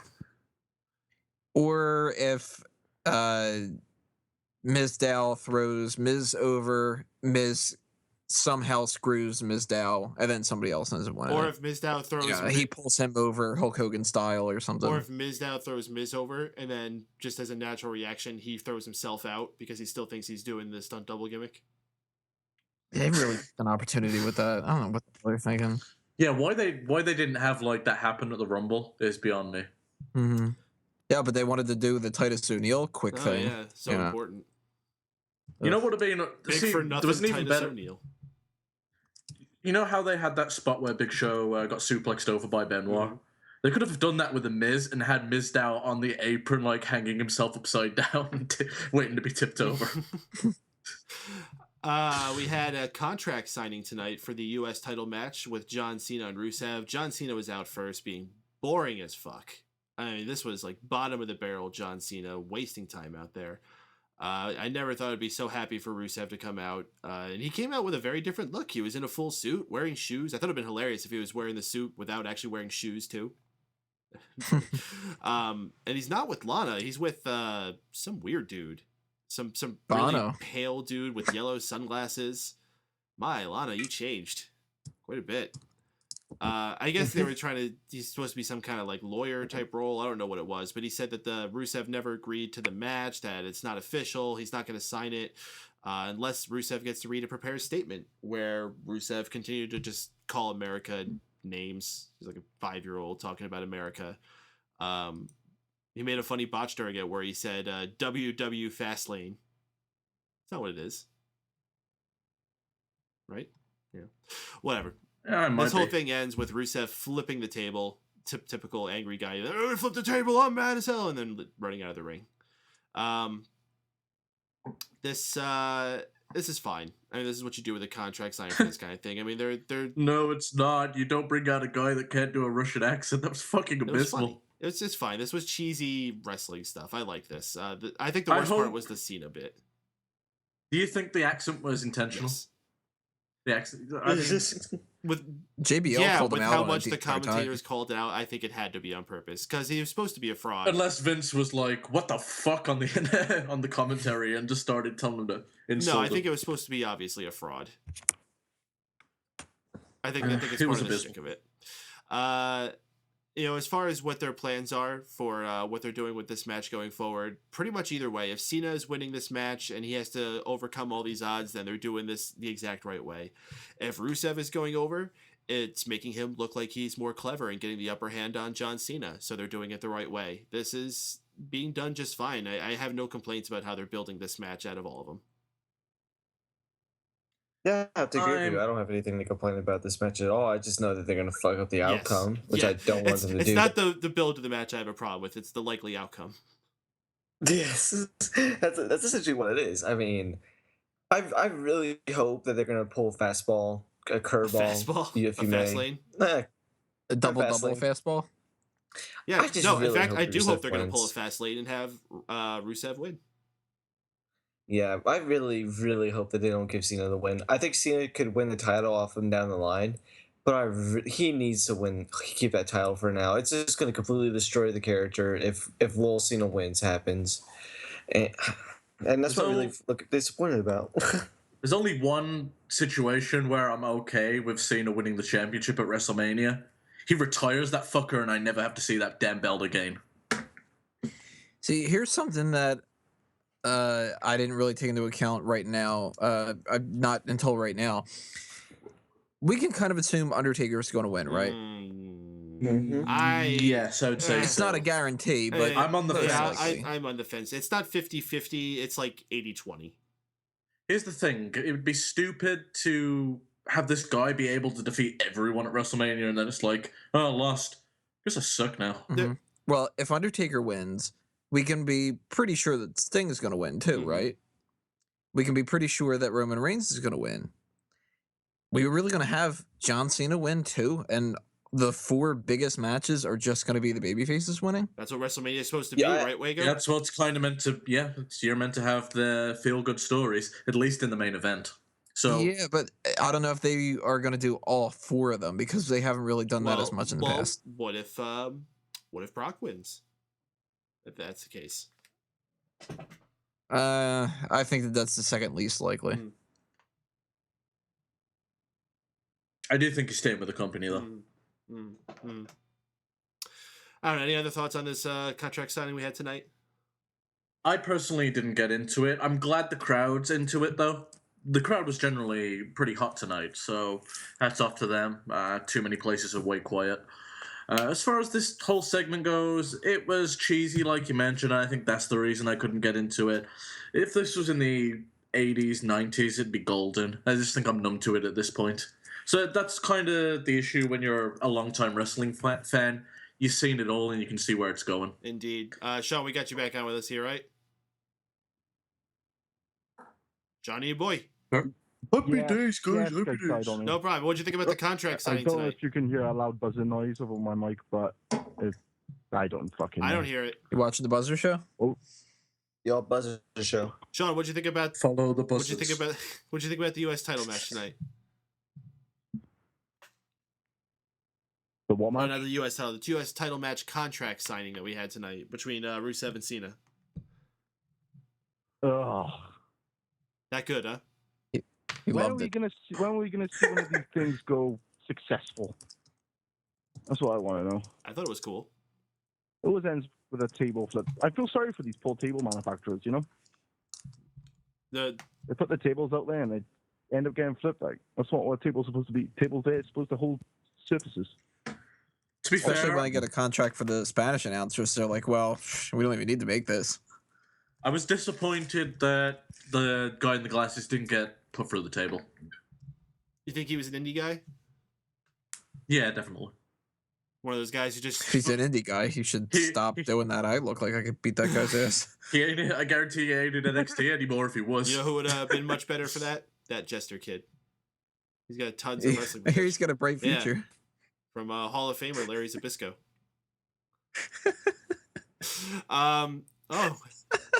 Hey, we got another caller on the line here. Actually, it looks like it's JD calling back in. I wonder what he has to say.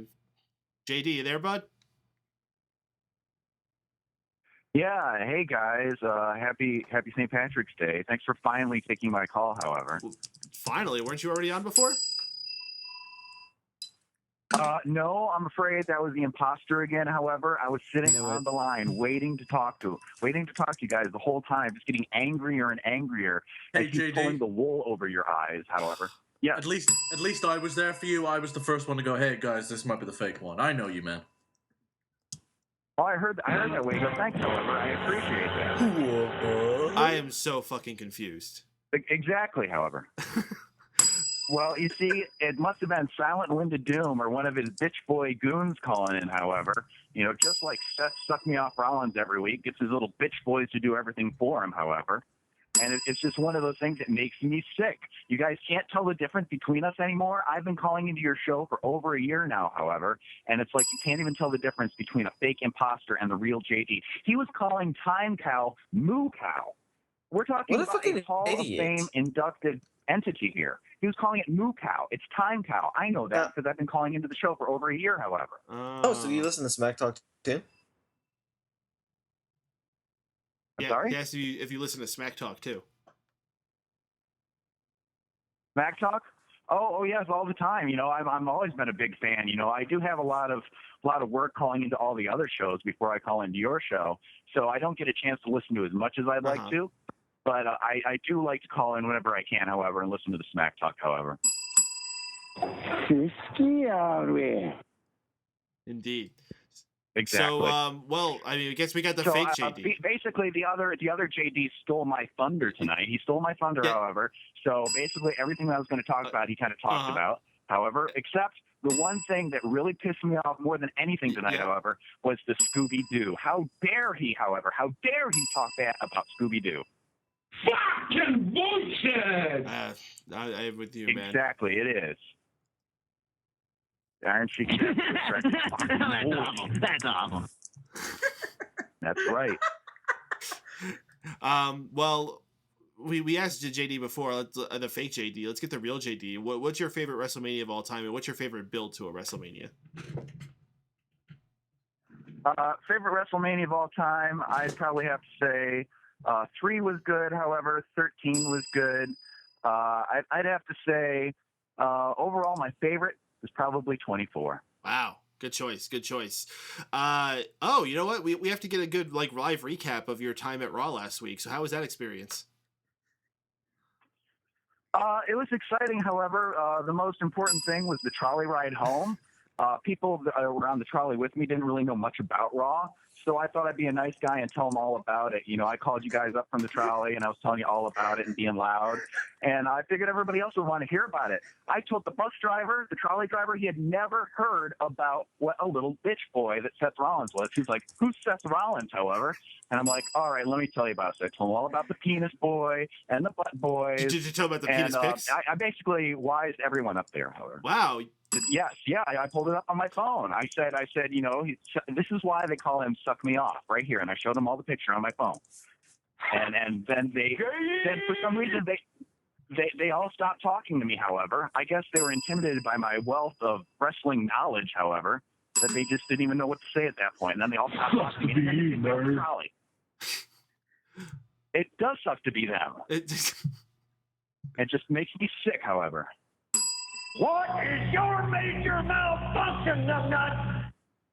My major malfunction is Silent Wind of Doom and his goon butt boys all the time. We need to get to the bottom of this. You need to call that Cliffy or Clifford or whatever his name is. You need to have him working on his case. Yes. We need to get Clifford the Big Red Dog working on this, however, and get his snout in there sniffing out all the clues like Blue's Clues and find out what's going on with this fake JD. Take a bite out of the fake His JD. imposter is bullshit. What's up with all the cartoon dog talk tonight?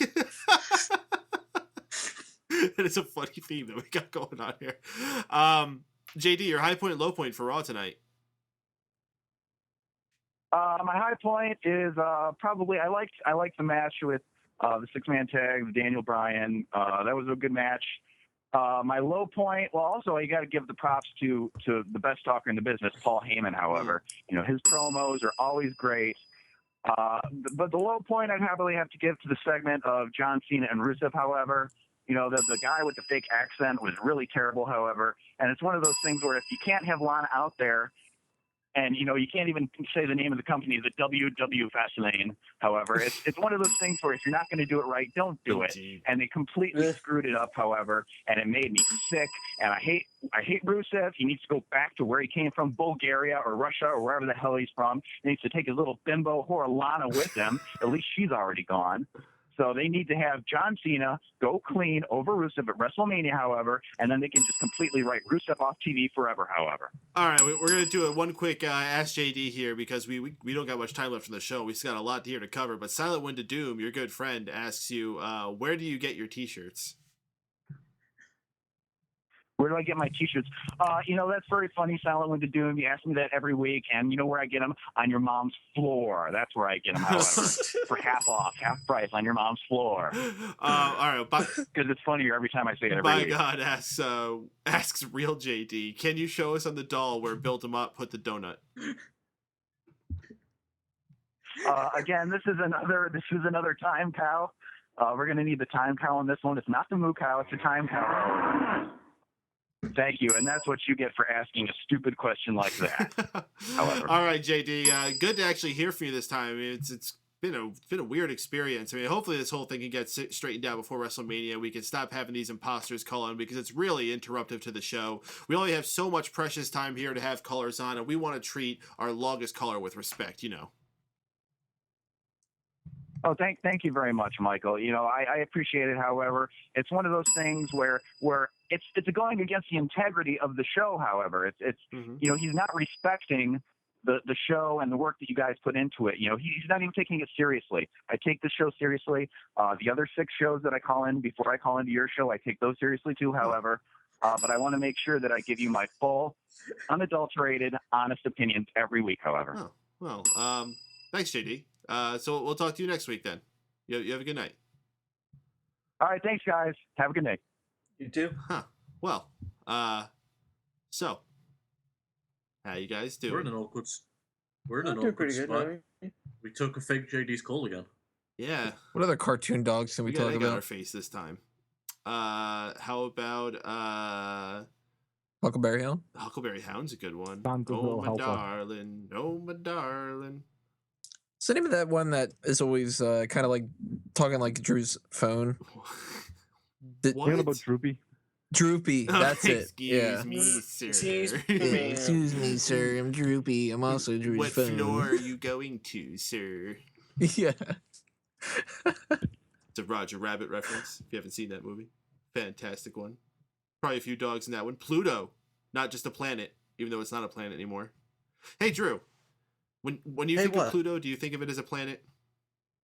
I think of it as a dog. Well, no, I mean like the actual thing. Planet. Yeah. It was a planet. Like, well, when I was in first. Yeah, well, I want to know like when it stopped. Like, because for me, like a good amount of my learning life, it was still a planet, and then like after I graduated, I think is when they decided not to be a planet anymore. I think it decided it wasn't a planet when I was in 4th or 5th grade. Shit. It was around. I feel right.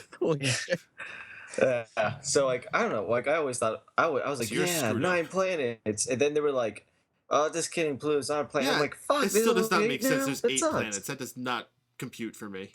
Yeah, exactly. It does not make sense. It did not make sense. I was really into like weather and space when I was younger, so the idea of like 8 planets instead of 9 to this day still fucking feels weird as shit to me. Oh, I can see little Drew with a barometer and shit. No, I had a telescope. Like I said, I watched the Weather Channel every day in the morning. You know, get the weather and all that shit. I was very into like this isn't me. You're not my counselor. I'm sorry, guys. Yeah. You're not my therapist. Look at that moo cow. And Time Cow is putting in a lot of work today. Yes, he is. Let's we. Don't know what we do without it. We only got about 15 minutes left to show here. We still got a few segments we got to go through, so let's get through these as quick as we can. We had a tag match with Cesaro and Tyson Kidd against the New Day. Cesaro and Kidd got the win. Los Matadores was out there. They're making some kind of multi-tag team match at Mania. Who the fuck cares, right? I'm just pissed off because for every year, Tony's like guessed that there's going to be a multi-man tag match. I think he was just doing it until he got it right. I'm gonna keep doing that until I get that big man buffet. That's what I'm gonna keep doing until Punk returns. I did like the little promo that they did ahead of time. The New Day, no way. Like I was expecting them to do you gay, and their little clap technique being better. That was fucking great. But man, you know who really sucked at this whole segment? Lillian. She like forgot how to announce people. She's like making their way to the ring. Spice and Kid did tag champs. Like, just kind of like those guys. Spice and Kid, that'd be awesome for Curryman and Tyson Kidd. Oh goodness. We had another backstage segment with Seth Rollins, this time with J&J Security, where both of them walked out on him as well. Joey Mercury actually continuing the silent guy thing. I guess that's like his whole new shtick. Any thoughts on these? I guess we'll summarize it all later. Never mind. We had our newest Hall of Fame inductee announcer, which actually happened earlier today. If you're paying attention to everything that's out there, but most of us probably heard it for the first time on Raw. The living legend Larry Zbyszko, now going to be in the Hall of Fame class of 2015. What do you guys think? I mean, I'm too young. I really don't have much of an opinion of it, but just from what they show, he looked like a very charismatic guy, and it looks like he accomplished. At least he won a World Heavyweight Championship at some point in his career. So, no problem with him. What about Larry Zbyszko? I missed what the question was. Yep, all about Nabisco. Fuck him and Lanny Poffo. Okay. Well, one thing that kind of bothered me that they said is that he was the signature voice of WCW, which is a crock of bullshit. All right, it was Shivani. I'm not a big Shivani fan, but I'll give him his freaking justice dues there. All right, Larry Zbyszko was the third man at best, and freaking Mike Tenay was a better third man than him, and Mike Tenay sucks. Well, he's Iron Mike Tenay though. Yeah. Iron. Yeah, he looks like he's made of iron. Yeah, he'll fuck you up. Look at that guy. He'll fuck you up. He totally deserves to have the same nickname as Mike Tyson. Damn right. Said it to you guys early. The only good thing that Larry Zbyszko ever did was lose to AJ Styles. Ferris419 says, "Did you say Larry's a biscuit?" Oh, dude, Larry's a biscuits. Those are Larry's awesome. a shit biscuit. That's what a shit biscuit is. We came back from commercial with Kane and a bunch of jabronis in the ring. Mark Henry comes out, says that he's putting his hat into the Battle Royal at WrestleMania. They quickly throw out a bunch of the jobbers, leaving just Kane and Mark Henry in the ring. Mark Henry gets the advantage, and that's our build towards the Andre the Giant Memorial Battle Royal. No surprises, right? They wasted the Axelmania thing here. They really Don't do a match ahead of time like this. It's really a shame. They definitely did. Definitely agree. Paul Heyman came out for another fire promo. Once again, they cut his mic, which just completely confirms to me that this is something that they're purposely doing. Roman Reigns eventually comes out, interrupts, says that he's not there to speak to Heyman. He understands everything he's saying. He actually wants to speak directly to Lesnar. And that's when Roman Reigns turns toward the screen, and I noticed something very different about his eyes. What the fuck is going on with that? He stole him off Rey Mysterio. I could have swore he had those last week too. Oh, I don't know, maybe. But they look weird on him. They, like, most people that have dark hair, like black hair, don't generally have blue eyes. Especially Samoans. So, yeah. I think that's something that Vince pushed on him. Sounds like his type of stupid It makes him thing. look like a superhero. I'll give him that. It makes something look like superhuman about him. You know what? I think it's something that I'll get used to. I think it's just because it's different. And in fact, I think it's going to be one of those things in the long run that we remember Roman Reigns And for. you know what else is of note that I almost didn't even notice? He was not wearing a flak jacket tonight. Sweet ass t-shirt. Yeah, that new t-shirt. Very cool new t-shirt. Very good t-shirt as well. Yeah, it's I didn't even simple. notice The t-shirt was simple. It was to the point, and it's something that you can actually sell for this guy. It's like, it kind of reminds me of the Rock's gear that they were doing when his return came, where it was like quasi-motivational type stuff, where like people would wear that to the gym or some shit. And that's cool because him and The Rock are related, so it's kind of a subtle nod to that. I kind of like how they used the Roman Reigns R's to look like an N symbol. It's called an ampersand. So, yeah, I can't say that word. We already established that. The ampersand. That was actually not too bad. Oh. Any thoughts about this thing with Paul Heyman and Roman? Heyman doing a great job as always. Indeed. And actually, there was a follow-up where Renee Young caught Paul Heyman in the back. And Paul Heyman kind of lost his cool and pretty much said that Brock will be at Raw next week. We will finally have Brock Lesnar in the ring with Roman Reigns at the same time. Question. Who gets laid out? Or is it just even No, Stevens? I don't think they touch. If they do this the right way, they should not touch. It should be tense. They should get each other's face, maybe like a little bit of a shove. But Brock Lesnar don't throw fists on live TV for free. Throws fucking elbows, though. That's John Cena. Does anyone agree with me? Do you think that's how this should go? These guys should not touch until WrestleMania. I wouldn't mind a pull-apart brawl. I wouldn't mind them setting something up ahead of time where a lot of referees are in the ring, and that's why they don't get to touch. Kind of like something But what if they did with Cena and Lesnar when he first came back. Sure, I don't remember. By Well, the no, way, they just at had a the lot of people in the ring separating them. And it's like this big ordeal. At the Mania match, if they don't do a spot where he flies across the ring for the Superman punch and get caught in the F5, I'm going to call missed opportunity. Just saying. Weird.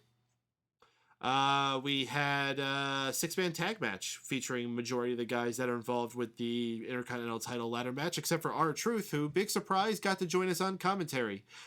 He came out and he had this whole joke where like he had the title strapped to his back so no one saw him coming out with it.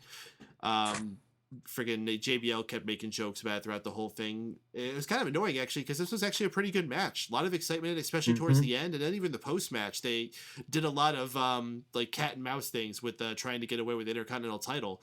And in the end, it ended where it frickin' belonged with the Intercontinental champion Wade Barrett finally looking strong. This guy has just looked like a complete asshole since winning that title, which generally happens to people who win these mid card titles. Looking fantastic now. Fucking awesome. Especially with them abs. With them abs and them freaking shoulders too, man. His shoulders are popping some veins. Ripped. Yeah, I don't know what he's been doing, but he's definitely been doing something strong.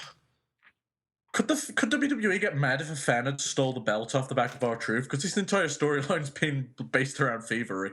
A fan could have totally just grabbed it off his back while he sat there. I should have done it. Indeed. But yeah, as far as this match quality goes, fantastic. It's exactly what they needed to do. There's only 7 men in this match, which I think means Sheamus won't be in the Battle Royal and he'll be in this match instead. To bring it to an even 8. Huh. That'll Sin Cara. Sin Cara? Yeah, because Sin Cara's already been announced for the Battle Royal. Yeah, they but I want change to their see. fucking I mind want all the to. time. Yeah, but I want to see him get put through a ladder. And we had one final segment with Seth backstage. In this one, he pisses off Stephanie and Triple H, so it makes it look like Seth is shit out of luck going into his match against Randy Orton tonight. Lots of setup for that main event, which I think is cool. But one more thing I want to talk about before we get to that, and that's Bray Wyatt talking to an urn. Bray Wyatt talking to riddles. Really, the only thing I note I have from this is that it's a pretty cool looking urn. It was like this red and gold. It was really nice looking. The only problem is kind of out of place because Undertaker's never been associated with an urn that looked like that. Yeah, but Kama did. Kama did? Kama had those colors. Yeah, but And he stole the urn and melted it down and made a necklace out of really? it. Yeah, that's right. So it's going to be Kama in the corner of Bray Wyatt? Now, Kama in the urn. He's going to pop up from out of the urn. It's going to be a whole Papa Yeah, Shango why thing. not? He's gonna done go every back to other that gimmick. He character. should do a genie. A genie that pops Yeah. out of the urn. He could use the Papa Shango. Anything anybody has to say about the actual Bray Wyatt words? No. Nah, it's just man. I did not care about this. This was a lot weaker than last week's segment. Yeah. They better have something good planned for these last Raw before we go into it. Undertaker needs to show up. He's not going to. I know he's not going to, but he needs to. Even if it's just lol scared you. We finally had our main event, Seth Rollins versus Randy Orton. Seth Rollins comes out and tells Randy Orton, hey, it was all a trick, a ruse, a sham, a scam. We got you guys. It was all a joke the whole time. Everyone was just playing a joke, and they're all still friends with Seth Rollins, and they're going to come down there and beat the shit out of Randy Orton. But just as they're circling the ring, what do we hear? Yep, Sting finally showing up on Raw. That was a terrible. Oh shit! I thought it was a pterodactyl. I'd be terrified if it was a pterodactyl. That'd be kick ass, man. Imagine the lights went out and then a pterodactyl was in the ring and helped. You think Randy Orton had a funny face? Like, what the fuck's going on with you? Imagine he took to look over to the side and saw a pterodactyl. Wouldn't it be better though if you just RKO'd it out of nowhere? But yeah, Sting showing up to the aid of Randy Orton to beat off the Authority members. Whatever. I don't care about Sting. I'm sure lots of people out there care. I'm sorry, I don't. So you guys want to mark out for this? I care because I never got a chance to actually see Sting in his prime, and I fuck TNA where so I kind of care that Sting. I actually have hopes that Triple H and Sting will be good. The feud isn't that bad. I just wish he showed up more, kind of like a certain guy named Brock Lesnar, but that's his personal opinion. I don't think it'll be a terrible match. Even if Sting isn't as good as what he used to be, he can't be worse, and he can't be that bad. Can't be worse than Bray Wyatt. So I'll say my judgment until the match itself. I like this segment though. I think it did what it needed to do. It was obvious as soon as the Authority came out that he was coming out. But anybody else any thoughts? Oh my bad. Thanks, that Drew. I thought the segment was awesome. I like it when what they build to actually delivers somewhat in the end of the night. I'm really hoping Sting doesn't wrestle in that t-shirt. And please, for the love of God, dye your fucking hair black. Yeah. Kevin Nash did it. It's not a big deal. Just fucking swallow your pride, dye your hair. This is the big leagues now. Hey, Sting, why don't you dye your hair? For my thoughts on the Sting thing, read the article that I'm going to be posting in 6 hours. It's called WWE is dropping the ball with Sting's belt. There you go. All right. Well, we got to get out of here really fast. So, really quick plugs. Go ahead, Drew. At Drew White on Twitter, Mick Frickin' Duncan on YouTube. Go there. Follow me. Mr. Shaun Walker, plugs out there. Nothing. Oh, okay. Wago. Plugs. All right, follow me on Twitter at Steve Wago to find all my projects such as Wago Rants and Addicted to Anime and UDMMA. Go to stephenwago.com. Tony. Smart Out Moment, Fanboys Anonymous, All Talk Show. Go ahead, start over again, Tony. Fanboys Anonymous, Smart Out Moment, All Talk Show. Go check them all out. All right, and you enjoyed this show. Find us every Monday night on megapowersradio.com. But if you can't join us live, find us on iTunes, Stitcher Radio, smarkoutmoment.com, YouTube, all places that podcasts are found and enjoyed. And while you're listening to us there, please help us out and support us by leaving us some positive feedback on those places. A 5-star rating can go a long way for us, and some nice comments will help extra people out there find the show and make things even more fun as we up the interactivity here on the the show. Till next week, folks, we've enjoyed talking to you all this evening. Please join us every single week for Tony Mango, for Steven Wago, for Shaun Walker, and for Drew White. I'm Mike Paden. We'll see y'all next time on the Raw Post Show on MegaPowersRadio.com.